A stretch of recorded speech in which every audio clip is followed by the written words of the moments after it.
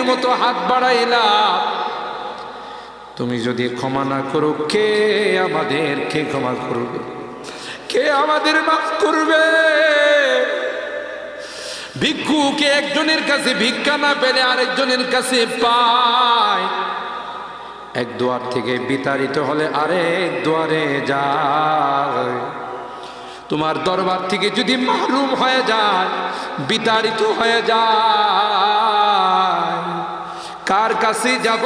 কে আমাদেরকে ক্ষমা করবে? মালিক রে, কাঙ্গালের মতো হাত বাড়াইলাম, তাওবা করতেছি, আর জীবনে কোনোদিন নামাজ ছাড়ব না, আর জীবনে কোনো গুনাহ করব না, আর জীবনে কোনোদিন বেপরদায় চলব না, আর কোনোদিন সুদী লেনদেন করব না। কিয়ামতের কঠিন ময়দানে